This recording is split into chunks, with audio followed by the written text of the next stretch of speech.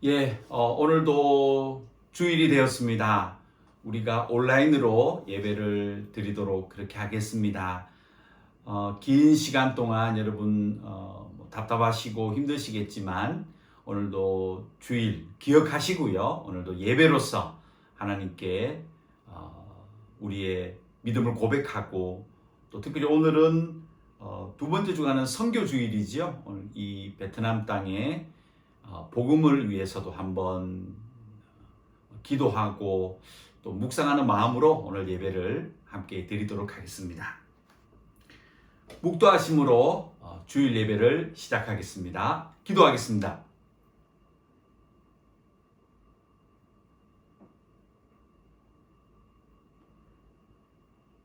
하나님 감사합니다. 또 주일이 되어서 각자의 곳에서 예배하게 하심을 주님 감사드립니다.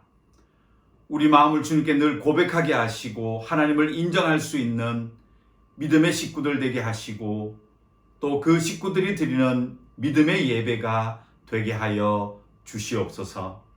베트남과 온 세계의 여러 가지 어려운 상황들을 지나면서 오히려 이런 예배가 더 간절한 예배가 되게 하시고 더 하나님께 가까이 나아가며 하나님을 바라볼 수 있는 그런 시간들이 되게 하여 주시옵소서. 예배를 마칠 때까지 우리 마음이 하나님께로 향할 수 있는 그런 거룩한 예배 시간 되게 하여 주시옵소서. 예수님의 이름으로 기도드렸습니다. 아멘. 사도신경으로 여러분과 저의 신앙 고백을 우리 하나님께 드리겠습니다. 전능하사 천지를 만드신 하나님 아버지를 내가 믿사오며 그 외아들 우리 주 예수 그리스도를 믿사오니 이는 성령으로 잉태하사 동정녀 마리아에게 나시고 본디오 빌라도에게 고난을 받으사 십자가에 못 박혀 죽으시고 장사한 지 사흘 만에 죽은 자 가운데서 다시 살아나시며 하늘에 오르사 전능하신 하나님 우편에 앉아 계시다가 저로서 산자와 죽은 자를 심판하러 오시리라. 성령을 믿사오며 거룩한 공회와 성도가 서로 교통하는 것과 죄를 사하여 주시는 것과 몸이 다시 사는 것과 영원히 사는 것을 믿사옵나이다. 아멘. 이 시간은 찬송가 94장입니다. 94장입니다.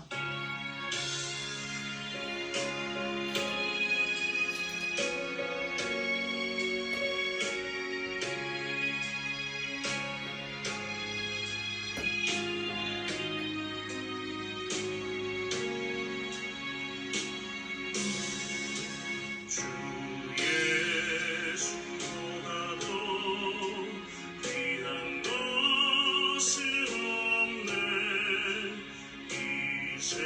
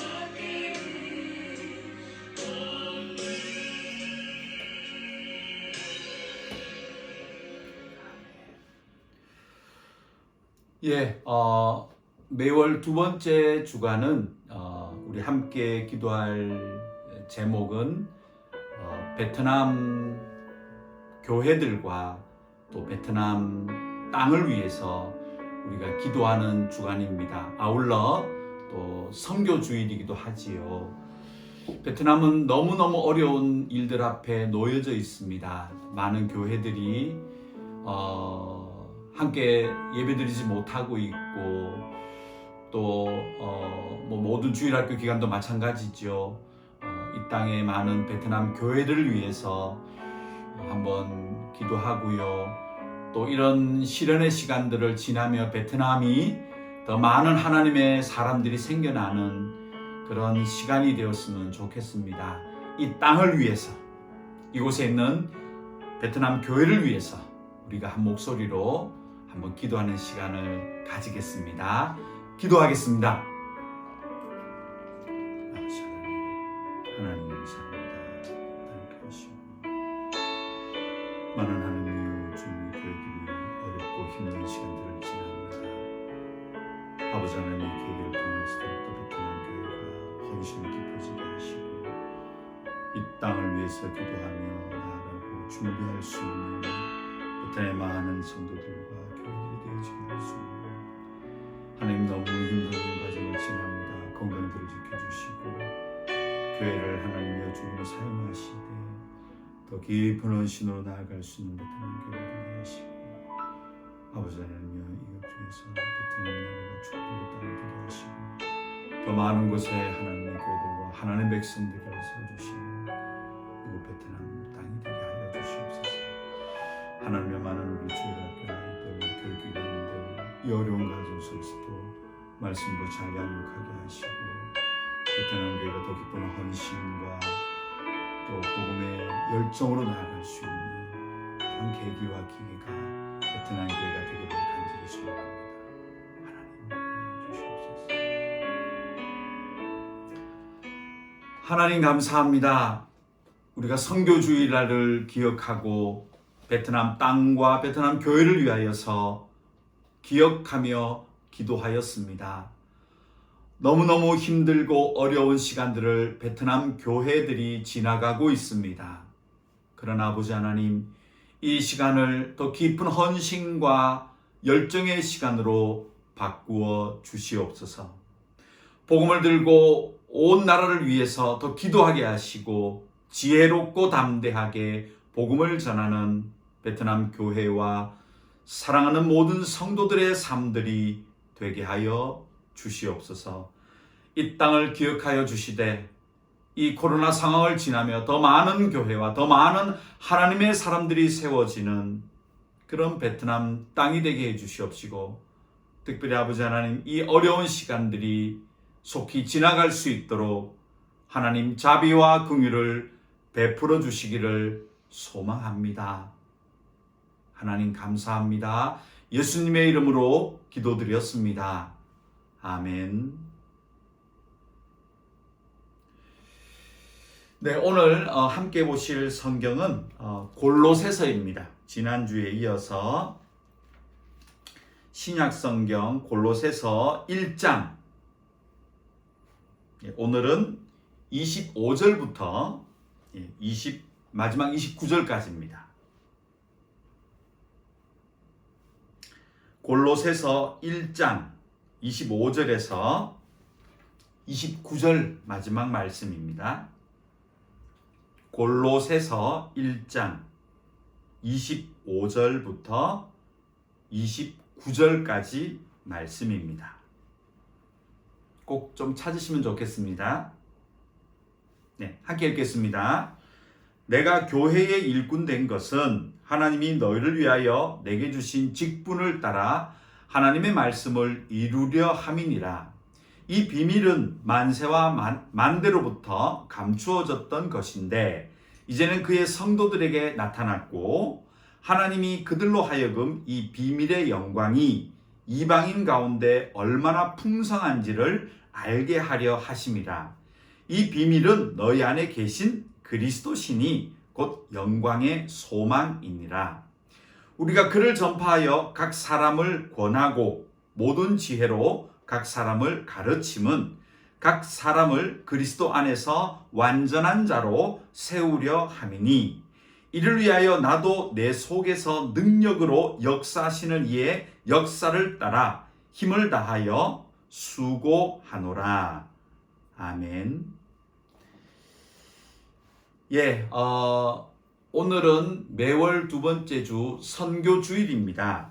여러분, 선교는 복음을 나와 다른 문화권의 사람들에게 전하는 것을 선교라고 합니다.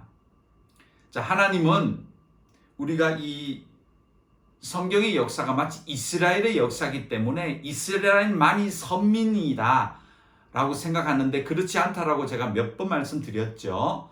하나님은 온 세계 모든 민족이 역사와 시간을 지나서 하나님 백성이 되는 것이 하나님의 마음입니다. 그 일을 위해서 하나님은 이스라엘 민족을 시작으로 모든 민족에게 이 복음이 전파되게 하셨습니다. 그래서 이 이스라엘 민족이 또 복음을 먼저 받은 민족이 다른 민족에게 복음을 전하게 하기 위해서 하나님은 역사로 섭리하시는데요. 전쟁, 또 그리고 어떤 경제적인 이유, 또 그리고 자연재해, 그리고 인간관계, 그리고 질병, 여러 가지 이런 것들을 통해서 민족과 민족이 서로 교류하게 하세요. 지금도 그렇죠. 자, 그런 식으로 딱 따로 떨어져서 한 나라만 살 수 있는 그런 구조가 과거에도 지금도 앞으로도 없을 것입니다. 그 이유는 하나님의 복음의 섭리가 있기 때문에 그렇습니다. 그래서 성경 역사는 전부 이런 역사로 이루어져 있다라고 말씀을 드렸습니다. 자, 오늘 골로새서가 기록되어져 있는데요. 신약 성경은 여러분 오늘부터 아마 일주일 동안 다 읽으실 필요가 없고요.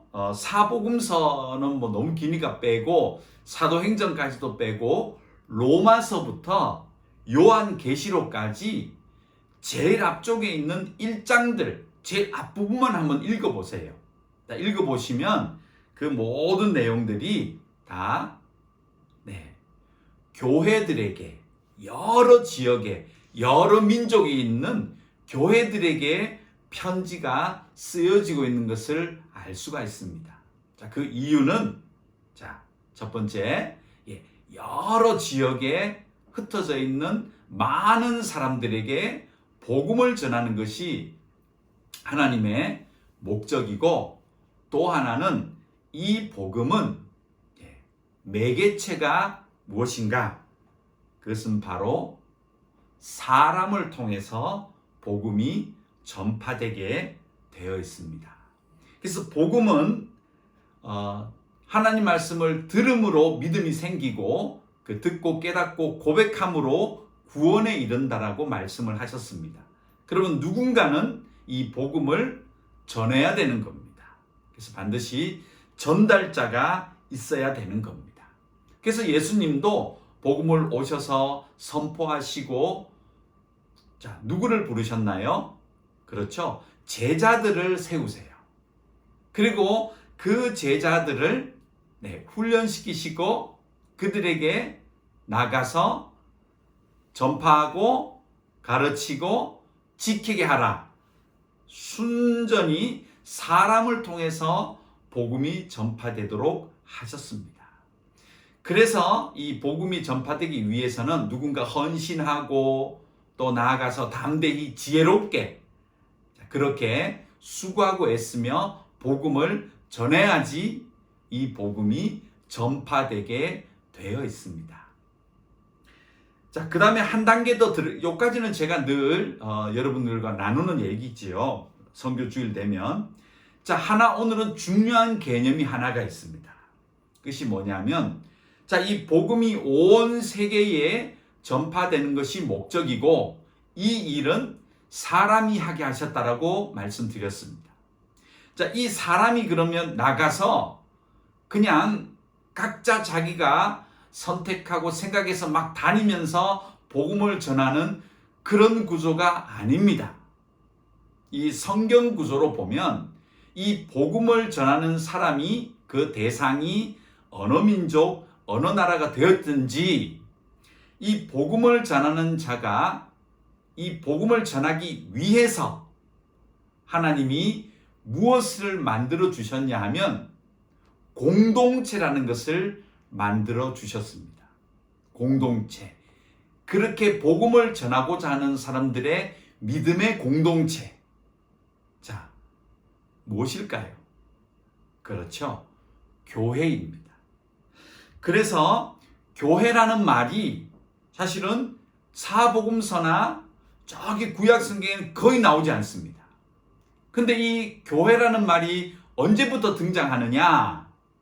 바로 예수님이 우리에게 세상으로 가라, 너희가 복음을 전하는 매개체다 라고 하신 다음부터 뭐가 나타나냐면 그 사람들이 지역마다 이런 뜻으로 모인 사람들이 모여서 이것을 복음을 전파하는 것을 준비하고 또 여러 가지 일들을 함께 협력하는 모습의 공동체, 교회라는 것이 등장하고 있다는 거예요. 이게 굉장히 중요합니다. 그래서 아까 제가 말씀드렸듯이 로마서부터 요한계시록까지 보면 유독 초두에, 성경 초두에 교회라는 말이 굉장히 많이 나옵니다. 이건 의도가 있는 겁니다. 아, 교회가 무엇을 해야 되는구나 라는 의도를 가지고 교회라는 말을 사도 바울이나 베드로나 요한이나 여러분들이 교회라는 말, 공동체를 지칭하기 시작합니다. 이건 대단히 놀라운 얘기입니다. 자, 그런데 이 공동체는 언제부터 시작이 되었나요? 예수님이 제자들과 함께 공동체를 만드시죠. 네, 이것이 앞으로 제자들이 복음을 들고 각자 소견대로 나가는 것이 아니고 어느 곳이든 가서 교회, 믿음의 공동체를 만들어서 그 복음의 역사를 감당하게 하시기 때문에 제자의 공동체를 먼저 만들어 주셨고 이것을 가지고 나가라라고 말씀하신 겁니다. 자, 그렇다면 이 교회라는 말, 이게 신약 성경에 이제 많이 나오는데요. 근데 교회는 하나로 무엇이라고 이 원어에서 얘기하냐 하면 에클레시아라고 얘기합니다. 에크와 켈레오스라는 말인데요. 이게 무슨 뜻이냐면 우리가 영어로 콜이라는 말 쓰죠. 부른다. 이게 바로 이 헬라어 원어에서 나온 파생된 겁니다. 그래서 에크, 밖으로 부른다. 이 얘기는 교회 에클레시아라는 말은 죄악된 삶에서 예수님을 통해서 불러내어 거룩한 무리가 되었다라는 의미로 에클레시아라는 헬라어 원어로 이 교회를 씁니다. 그래서 죄악된 상태에서 거룩한 백성이 된 사람들의 무리, 이것을 한자로 뭐라고 하면 되겠습니까? 성도라고 이 한글 성경에는 번역을 해놨습니다. 물론 중국 영향이 있습니다만. 그래서 우리 나라 이 성경에는 두 가지를 다 써요. 하나는 교회. 교회는 예를 들면 무슨 어떤 이렇게 십자가가 뾰족하게 있고 이런 건물이 아니에요. 원 성경의 교회는 에클레시아. 죄에서 의인으로 부름을 받은 자들의 모임. 그것이 뭡니까? 거룩한 성도들의 모임. 거룩한 자들의 모임. 이렇게 해서 교회와 성도라는 말을 함께 쓰고 있습니다. 자, 그러면 이 두 가지를 기억하시고 이제 한번 들어가 볼게요. 로마서 1장 7절. 자, 이게요, 성경을 지금 원래는 이 사도행전 다음부터 로마서부터는 전부 이게 나오는데요. 여러분 한번 보십시오. 1장 7절을 먼저 한번 보십시오. 같이 한번 읽어볼까요? 로마에서 하나님의 사랑하심을 받고 성도로 부르심을 받은 모든 자에게 하나님 우리 아버지와 주 예수 그리스도로부터 은혜와 평강이 있기를 원하노라 그러죠. 이 로마서도 사도 바울이 누구에게 편지를 하고 있다는 겁니까? 로마에 있는 성도들, 즉 무슨 말이죠? 로마에 있는 교회라는 뜻입니다. 그렇죠? 그러니까 하나님께서 로마가 어딥니까? 당시에는 세계의 수도 아닙니까? 정말 세계 모든 민족이 모인 그곳에 하나님이 무엇을 세웠다는 겁니까? 네, 성도들, 교회를 세웠다는 거예요. 그래서 이 교회를 통해서 복음을 전파하게 했다. 이걸 볼 수가 있습니다. 그래서 로마서에도 교회가 나오지요. 고린도 전서로 가보세요. 쭉 넘어가세요. 앞에만 보시면 돼요. 고린도 전서 1장 2절.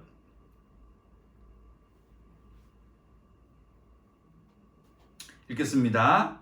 고린도에 있는 하나님의 교회, 곧 그리스도 예수 안에서 거룩하여지고 성도라 부르심을 받은 자들과 또 각처에서 우리 주 곧 그들과 우리의 주 대신 예수 그리스도 이름을 부르는 모든 자들. 일어났죠?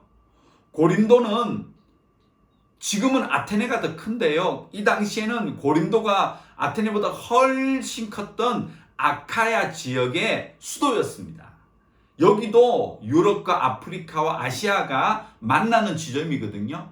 근데 바로 그 고린도에도 뭐가 있습니까? 오늘 2절 말씀에 봤더니 하나님의 교회가 있다라고 얘기했죠. 그리고 거기에는 누가 있다? 성도, 거룩한 백성들이 모이는 성도가 그곳에 있다. 이 성도의 자격은 누구라고 얘기하죠? 2절에 봤더니 예수 그리스도 이름을 부르는 모든 자들의 모임. 이스라엘 사람이 아니에요.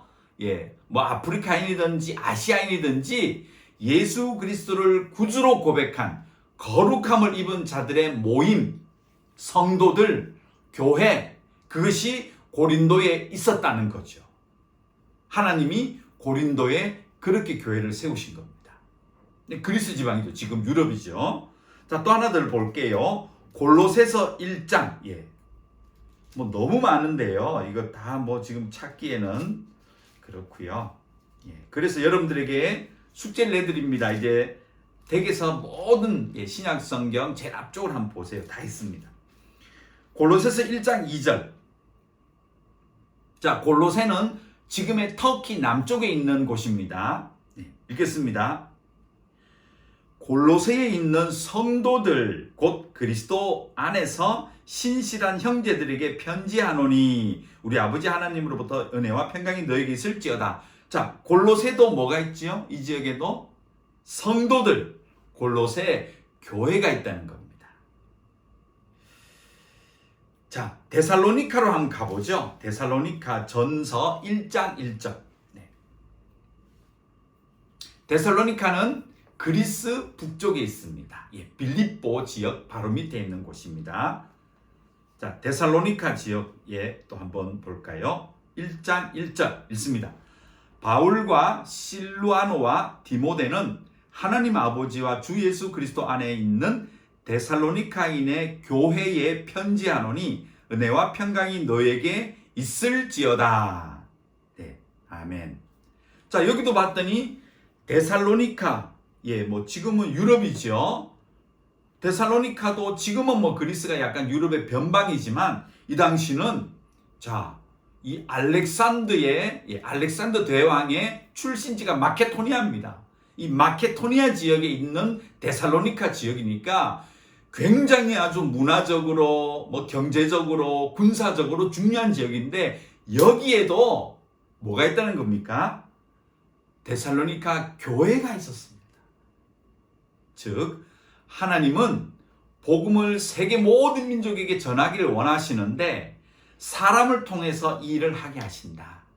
그런데 이 사람들이 여러 지역에 가서 뭘 만들게 하신다는 거죠? 거룩함을 입은 자들의 모임, 이 성도들의 모임, 이것을 에클레시아, 교회를 만들게 하신다는 겁니다.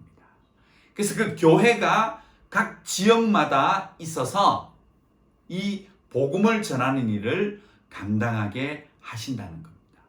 여러분, 제가 오늘 안 찾았지만 뭐 에베소, 또 빌립보, 뒤에 가서 이 디도는요 크레테 섬 있지요. 그 크레테 섬에서 목회하던 목사님 이름이 디도예요. 그래서 디모데 전후서 뒤에 보면 디도서가 있죠. 크레테 섬에서 교회에서 목회했던 분이에요. 즉 크레테 섬이 굉장히 중요한 문명의 발상지잖아요. 이 크레테 섬에도 뭐가 있었다고요? 네, 하나님의 교회를 세우게 하신 겁니다. 그리고 마지막 성경장 요한계시록은 뭐가 나오죠? 소아시아의 7 교회가 나오잖아요. 앞부분은 전부 요한이 어디에게 보낸 편지예요? 이 아시아에 있는 7 교회들에게 보낸 편지가 요한계시록이에요.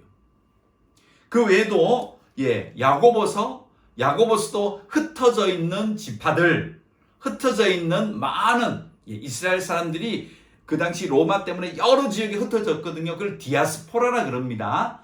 한인교회를 디아스포라로 얘기하는데, 그래서 그 디아스포라에게 편지한 내용이 야고보서예요. 이러니까 전부 다 한 거예요. 그리고 요한 1, 2, 3서를 적은 요한은 자기가 뭐라고 얘기하죠? 교회 장로다 얘기합니다. 요한 2서 3서 보세요. 나는 장로로서 편지한다. 그렇게 기록되어 있어요. 그래서 로마서부터 요한계시록이 전부 무엇을 얘기하냐면 교회를 지금 얘기합니다. 그 교회들에게 말씀을 통해서 권면하는 거예요. 자, 왜 이 신약 성경이 교회들에게 편지를 보내야 되냐 하면, 자, 이렇게 하나님의 거룩한 부르심을 받은 예수 그리스도로 말미암아 거룩한 된 자들의 모임이 에클레시아, 교회라고 얘기했잖아요. 그러면 이 교회는 무슨 일을 해야 됩니까? 그렇죠. 복음을 전해야 되죠. 근데 복음을 전하기 위해서는 내부적으로는 어떻게 해야 되죠? 외부에서 들어오는 어떤 이단들이나 엉터리 같은 그런 사상들, 그런 교훈들, 그런 것들을 막아서 교회가 순수하게 이 예수 그리스도의 거룩함을 입은 자들의 이 모임을 보호해야 돼요. 보호해야 돼요. 그래서 날마다 성경을 연구하고 공부하고 배움으로써 거룩함을 유지해야 됩니다. 내부적으로 교회가. 그리고 두 번째는 외부적으로는 우리의 사명이 있죠. 복음을 전하는 사명. 근데 그게 세상이요 너무 발전해 있기 때문에 그냥 나가서 그냥 피켓 들고 전도지 주고 할 수 없잖아요. 그래서 세상을 분석하고 또 방법들을 연구하고, 또 그러나 사람을 정죄하지 않고요. 우리가 사람을 판단하지 않고요. 그건 복음이 판단할 일이죠. 그래서 여러 가지 방법들, 또 구제 방법도 있겠지요. 구제를 병행하는 겁니다. 그리고 여러 가지 어려운 형편 있는 사람들 위로해주고 또 도와주기도 하고, 또 이런 식의 종합적으로 외부적으로 복음을 전하는 일을 이 교회가 모여서 해야 되는 겁니다. 자, 오늘 본문이 그걸 보여주는 거예요. 먼저 오늘 이제 본문으로 갑니다. 골로새서 1장 25절. 제가 이게 온라인 하면서 좀 성경을 뒤에 이렇게 보면서 하면 좋겠는데 좀 그런 게 좀 아쉽고요. 또 여러분 제 눈을 보시지만 제가 좀 보면서 일해야지 이분이 잘 이해하시는구나 이걸 제가 확인을 해야 되는데 좀 아쉽습니다만, 그래도 성경을 한번 잘 읽어주세요. 따라와 주세요. 자, 골로새서 1장 25절 오늘 본문이죠. 자, 읽겠습니다. 같이. 내가 교회의 일꾼 된 것은 하나님이 너희를 위하여 내게 주신 직분을 따라 하나님의 말씀을 이루려 함이니라. 여기 보면 사도 바울이 교회가 먼저 어떻게 해야 된다고 하죠? 하나님 말씀이 교회의 주가 되어야 됩니다. 교회는요, 하나님 말씀이 전파되고 가르쳐지고 배우고 또 그것을 삶에 적용해보고 또 틀린 것들을 다시금 회개하고 이런 식으로 말씀이 교회 안에 충만하게 이루어져야 됩니다.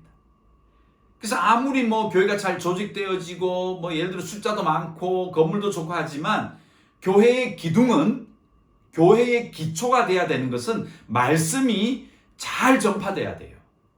말씀이 교회의 근간을 형성해야 돼요. 말씀이 교회의 기준이 돼야 되고요. 그것이 목표가 돼야 됩니다. 그 말씀이 교회 안에 편만하게 돼야 됩니다. 그러니까 뭐 해야 되겠습니까? 가르쳐야 되고 배워야 되고 그렇게 해야 되죠. 그래서 사도 바울은 이 많은 성경의 교회들에게 편지 보면서 간절히 뭘 얘기하는 거죠? 성경, 말씀을 잘 전파하고 잘 가르치고 배워야 되고 다른 헛된 것들을 배우다 보면 진리에서 떨어져 나가니까 말씀의 뿌리를 내리고 성장하세요. 이것이 사도 바울이 교회를 향한 마음의 편지 내용들입니다. 그렇죠? 자, 26절 또 가볼까요? 같이 읽어보죠. 이 비밀은 만세와 만대로부터 감추어졌던 것인데 이제는 그의 성도들에게 나타났다. 이게 뭐죠? 성도들의 근간은 예수로 말미암아 거룩함을 입은 자들. 자, 27절 내려가 보면 더 있습니다. 하나님이 그들로 하여금 이 비밀의 영광이 이방인 가운데 얼마나 풍성한지를 알게 하려 하심이라. 이 비밀은 뭐죠? 설명을 다 해놓으셨어요. 너희 안에 계신 그리스도시니 곧 영광의 소망이니라. 자, 이 하나님의 말씀이 우리에게 충만히 임하면 비밀을 하나 깨달아요. 근데 이 비밀이 시크릿이 아니에요. 미스테리온. 너무 신비롭다. 놀랍다. 그런 뜻이죠. 그래서 바로 그것이 예수라는 겁니다. 우리가 말씀을 통해서 만나는 것은 예수 그리스도입니다. 근데 이 예수 그리스도를 알고 우리가 그 영광을 깨닫게 되었는데 27절. 근데 이것이 우리만의 것이 아니라는 거죠. 자, 보십시오. 하나님이 그들로 하여금 이 비밀의 영광이 이방인 가운데도 얼마나 풍성한지를 알게 하려 하심이라. 교회의 목적이 나오는 게 내부적으로는 하나님의 비밀, 말씀, 예수 그리스도로 거룩한 백성이 되어가는 것이 목적이고 또 이것이 우리에게만 끝나는 것이 아니고요. 이방인들에게도 이 교회를 통해서 이방인들에게도 주변 사람들에게도 복음이 전파돼 이 비밀이 예수가 전파되게 하는 것이 하나님의 마음이다. 그래서 하나님은 교회를 이 신약에 보면 어디다 세우시는 겁니까? 아주 사람들이 모여있는 여러 민족이 모여있는 그곳에 교회를 세워나가시는 거예요. 지금도 그래요. 그래서 이 복음이 외부적으로 알려지게끔 교회를 세우셨다. 우리가 볼 수 있습니다. 자, 28절 가볼까요? 네, 같이 읽습니다. 우리가 그를 전파하여 각 사람을 권하고 모든 지혜로 각 사람을 가르침은 각 사람을 그리스도 안에서 완전한 자로 세우려 함이니. 아멘. 자, 우리가 소위 말하는 선교의 목적이 나와요. 보십시오. 28절. 우리가 뭘 전파해야 되죠? 예수 그리스도, 이 비밀, 그것을 전파하되 각 사람에게 첫 번째 뭐 해야 됩니까? 일단은 알려야 되죠. 권해야 되죠. 이런 복음이 있습니다. 복음을 들어보셨습니까? 하면서 어떤 것이 있다라고 권면하지요. 두 번째는요, 모든 지혜로 각 사람을 가르쳐 줘야 돼요. 복음은요, 그냥 예수 그리스도는 구주십니다가 끝이 아니고요. 그 다음에 이것을 배워야 됩니다. 그 제자들도 예수님에게 3년 동안 이 복음을 배웠죠. 그래서 예수님이 너희는 가서 모든 족속으로 제자를 삼아 아버지가 아들과 성령 이름으로 선포하고 세례를 주고 가르치고 지키게 해줘라. 가르쳐라 되어 있죠. 똑같은 맥락이에요. 사도 바울은 이걸 알아요. 그래서 28절에 보면 교회는 바로 이 복음을 이제 내부적으로 거룩함을 입은 자들이 외부적으로는 여러 사람들에게 권면하고 두 번째 지혜롭게 그 사람들을 가르치고 또 그리고는요 거기서 끝나는 것이 아니고 각 사람을 그리스도 안에서 완전한 자로 자꾸 세워나가는 일을 해야 된다. 그래서 그들이 이제 가르침을 받아서 또 뭐가 돼야 되는 것이죠? 그 자리에서 거룩한 성도가 되고 교회가 되어진다는 것이죠. 그래서 그들이 또 가르치고 권면하고 이렇게 해가지고 복음이 선포된다는 겁니다. 지금까지 우리에게 온 거예요. 이것이 하나님의 방법이다. 볼 수 있습니다. 자, 이제 마지막입니다. 29절입니다. 함께 읽겠습니다. 이를 위하여 어떻게 하죠? 나도 내 속에서 능력으로 역사하시는 이의 역사를 따라. 이게 뭔 얘기죠? 성령이시죠.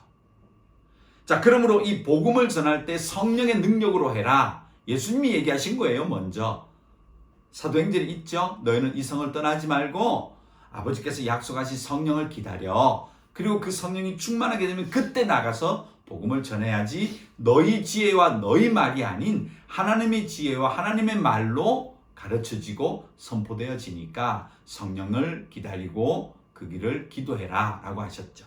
똑같죠. 그래서 29절에 봤더니 사도 바울도 그렇게 능력으로 역사하시는 이의 역사를 따라, 그 다음 뭐 하죠?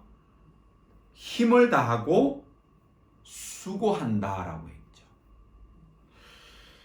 그렇습니다. 복음은 그냥 예수를 던져버리면, 그냥 그들에게 던져주면 끝나는 것이 아닙니다. 그 다음 얼마나 이것을 잘 가르침을 받나, 어떻게 또 하나님의 사람으로 성장해 나가나, 이를 위하여서 기도하고 애쓰고, 이 수고하다의 헬라어 원문은요, 지칠 때까지 최선을 다하고 모든 것을 다 했을 때 느끼는 이 원어의 의미가 우리 한글에서는 수고, 뭐 한글도 잘 번역했죠. 수고, 우리가 수고한다 하는데요. 하여튼 최선을 다하는 것, 지칠 때까지 한다는 거예요. 모든 것들을 다 동원해서 한다는 것이죠. 자, 이제 말씀을 한번 정리하겠습니다. 오늘 선교주일입니다. 선교는 복음을 타민족에게 전하는 것. 뭐 우리 같으면 베트남 분들에게. 두 번째, 이 일은 하나님께서 반드시 사람을 통해 하신다는 것이죠. 근데 이 사람은 또 혼자 하는 것이 아니고 믿음의 공동체, 교회라는 것을 통해서 이 일을 하게 하십니다. 그런데 이 교회는 어떻게 됩니까? 두 가지를 해야 된다. 하나는 내부적으로 이 거룩함을 유지하는 그런 믿음의 훈련을 계속해서 해나가며 성장해야 된다. 그리고 이 복음을 외부적으로는 사람들에게 권면하고 지혜롭게 가르치고, 거기서 끝나는 것이 아니라 하나님의 사람으로 성장할 수 있도록 계속 노력하고 애쓰고 수고해야 됩니다. 그러나 이것이 인간적으로는 쉽지 않습니다. 사람이 사람을 설득하는 건 어렵잖아요. 그러나 우리는 성령을 통해서 우리의 최선을 다하면 그 이후에 역사하시는 하나님의 역사로 이 선교의 역사가 이루어지고 있을 것입니다. 우리 교회가 선교교회입니다. 이제 이곳 베트남 땅에 보내주셨고 여기에 믿는 자들의 거룩한 모임이 생겼습니다. 내부적으로는 하나님 말씀으로 우리가 자꾸 성장해 나가야 됩니다. 비록 코로나 기간에 함께 모여서 예배드리지는 못하지만, 그러나 오히려 이 시간이 더욱더 간절해지고 기도하게 되고 또 말씀을 보게 된다라고 어제 아침 10시 영상에 제가 말씀을 드렸습니다. 오히려 감사한 시간이다. 그래서 내부적으로 자꾸 믿음이 성장할 수 있는 시간이 돼야 되고요. 두 번째는 우리가 이제 베트남 민족을 위해서 이 복음을 권하고 가르치고 세워나가기 위해서 앞으로 이 코로나 상황이 더 많이 나아지고요. 언젠가는 끝나겠죠. 그런 시간이 왔을 때 저희 교회는 이것을 위해서 더 구체적으로 이제 애쓰고 수고하겠습니다. 지금도 하고 있는 우물정화 사업이라든지 우리 청년들이 또 현지교회 주일학교를 가고, 또 여러 가지 우리가 어려운 지역에 있는 분들에게 약간의 도움을 나누면서 기쁨을 나눠드리는 일뿐만 아니라 좀 더 어떻게 하면 말씀을 그들에게 더 전파할 수 있을까라는 고민을 좀 하고요. 예를 든다면 성경을 조금 보급하는 일을 제가 몇 년 했었는데요.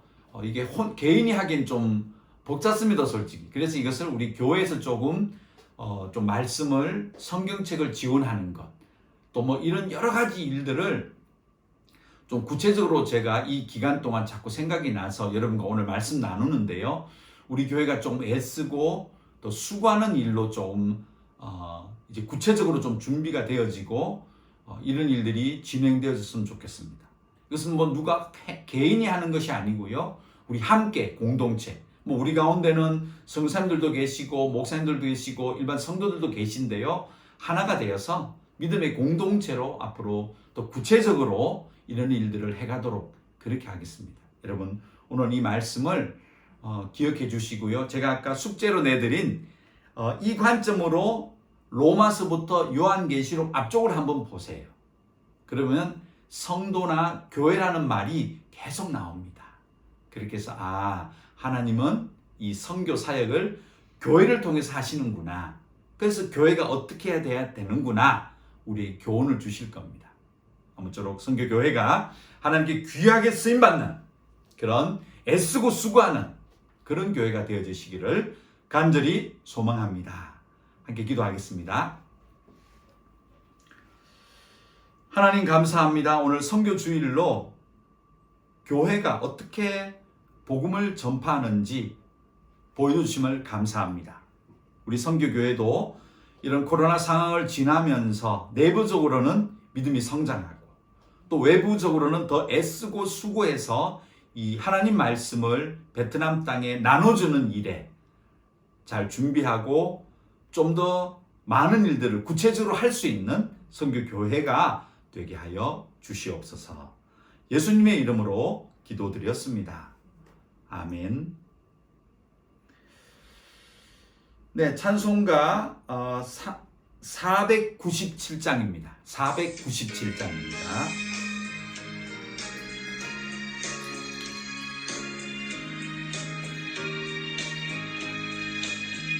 주의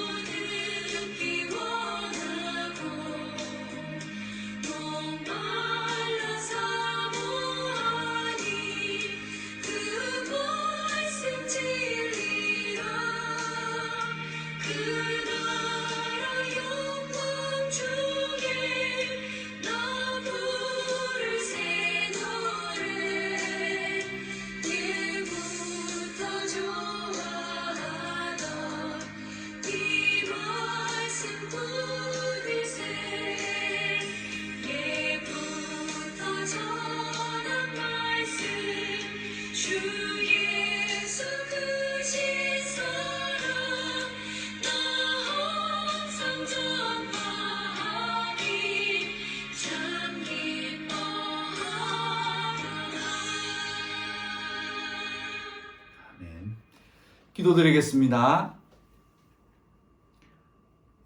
지금은 우리 주 예수 그리스도의 은혜와 하나님의 크신 사랑하심과 우리 속에 내주하시며 아바 아버지라고 부르게 하시는 성령 하나님의 감화 감동 충만케 하심이 이제 교회 공동체로 말씀을 지켜나가며 또 외부적으로 복음을 전파하기로 다짐하는 하나님의 백성들이 모인 선교교회 위에와 또 이 예배를 함께 드리고 있는 모든 성도들 머리 위에 지금부터 영원토록 함께 있을지어다. 아멘. 네, 예배를 마치겠습니다. 여러분 며칠 지나면 이제 15일 날이 지나고요. 베트남 이 방역 지침들이 많은 변화들이 좀 예상이 되는데요. 잘 좀 이렇게 파악도 좀 하시고요. 또 거기에 맞게 혹시 또 어려움 당하지 않도록 좀 잘 파악하시고 그 지침에 맞게 또 움직이고요. 앞으로 좀 더 좋아지는 그런 시간들이 오면 우리가 함께 또 모여서 오늘 말씀 나눴던 이런 선교적인 일들을 좀 많이 감당하는 그런 교회가 되도록 하겠습니다. 여러분 감사합니다. 건강하십시오.